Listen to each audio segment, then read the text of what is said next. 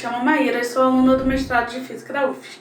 Eu já fiz alguns outros vídeos aqui e hoje eu vou falar sobre uma importante colaboração que o Brasil teve com a comprovação da teoria da relatividade geral de Einstein. Quando a gente fala da teoria da relatividade geral de Einstein, tudo parece muito longe da gente, mas isso não é verdade, porque foi na cidade de Sobral, no Ceará, por conta da boa visibilidade de um eclipse, que a gente pode testar essa teoria. A teoria da relatividade geral na época já era muito bem fundamentada, mas quando a gente faz ciência, é preciso de, além de uma boa teoria, uma comprovação experimental.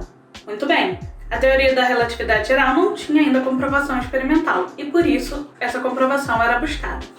Se você quer saber mais sobre consolidação de uma teoria, método científico e como consolidar uma teoria como científica, você deveria assistir o vídeo sobre método científico aqui do canal. Bom, vamos voltar um pouco. Como que um eclipse na cidade de Sobral conseguiu comprovar a teoria da relatividade? De acordo com a teoria da relatividade geral, o espaço e o tempo formam um único tecido, um contínuo maleável que é distorcido por corpos de muita massa, como um buraco negro, um aglomerado de galáxias e o próprio Sol. O espaço se distorce como se fosse uma cama elástica. Quando você coloca um corpo, você coloca algo na cama elástica, no meio da cama elástica, essa cama elástica vai se distorcer, tornando-se curva. E a trajetória de todos os objetos que estão próximos desse objeto que a gente colocou na cama elástica vai ser desviada por causa dessa curvatura da cama elástica. Muito bem, é assim que acontece com o nosso sistema solar, por exemplo. Mas o importante da gente entender aqui, para a gente entender como a teoria da relatividade geral pode ser comprovada através de um eclipse, é que nem mesmo a luz consegue desviar a trajetória dessa curva. A gente vê a luz em linha reta, mas quando ela passa perto de uma massa grande, que curva o espaço-tempo, a luz também tem a sua trajetória alterada.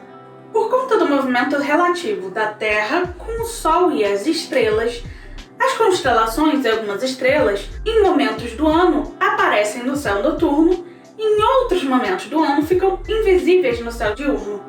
Invisíveis porque a gente não consegue enxergar a luz das estrelas quando o Sol está iluminando o nosso dia. Quando as estrelas estão no céu noturno, a gente consegue calcular a posição exata delas, porque a gente consegue enxergá-las e a trajetória da luz praticamente não é desviada. Já quando as estrelas estão no céu diurno e a trajetória da luz até a Terra tem que necessariamente passar perto do Sol, se a teoria da relatividade geral estiver correta, a luz dessa estrela vai sofrer um desvio em sua trajetória. E assim, se a gente conseguisse medir esse desvio, a teoria seria comprovada. Mas como é que a gente vai medir a luz de uma estrela em plena luz do dia? É aí que entra o eclipse. O eclipse é um perfeito momento em que a gente pode analisar o céu diurno como se fosse noturno.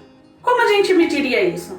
Muito bem, se a gente conseguisse medir a posição de uma estrela no céu diurno e a posição da mesma estrela no céu noturno, e a gente notasse que, aparentemente, a estrela está em locais diferentes, tem localização diferente, isso então prova que a luz foi desviada. Por quê? Quando a gente enxerga um objeto, a gente enxerga como se a luz estivesse fazendo uma linha reta. Então, quando nós vemos a luz vindo em nossa direção, uma luz que foi curvada, a gente vê a estrela numa posição aparente e não a posição real que a estrela estava. Se a gente consegue medir essa diferença e essa diferença bate com os cálculos da teoria, que são muito precisos, então a gente consegue mostrar se a teoria é verdadeira ou não. O local com melhor visibilidade do eclipse de 29 de maio de 1919 era em Sobral. Por isso, Sobral se transformou em um grande laboratório de física naquele dia. Foi muito difícil na época levar os instrumentos e operar os aparelhos porque eles eram de extrema delicadeza, precisão e eles vinham lá da Inglaterra. Sobral não foi o único local escolhido para essa empreitada. Parte da equipe, incluindo o mentor, o famoso astrônomo inglês Arthur Eddington, foi enviado para a Ilha de Príncipe, na costa africana. Mas lá em Príncipe, o dia ficou muito nublado, e aí eles não conseguiram ver o eclipse como o eclipse foi visto aqui em Sobral. A equipe que trabalhou em Sobral contou com a presença dos ingleses Andrew Cummelin e Charles Davidson, e o brasileiro naturalizado Henri Morisset, francês de origem. Na época, ele era diretor do Observatório Nacional. Uma curiosidade é que Morisset foi o primeiro presidente da Academia Brasileira de Ciências.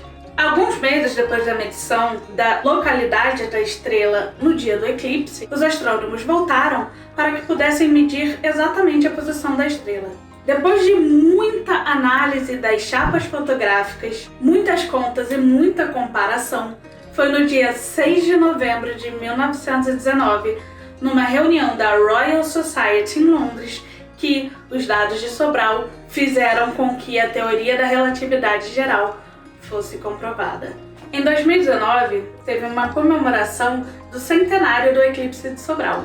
E a SBPC, Sociedade Brasileira para o Progresso da Ciência, publicou um livro sobre a ocasião, o centenário do eclipse de Sobral. Ele pode ser encontrado no portal da SBPC e também aqui embaixo em algum link.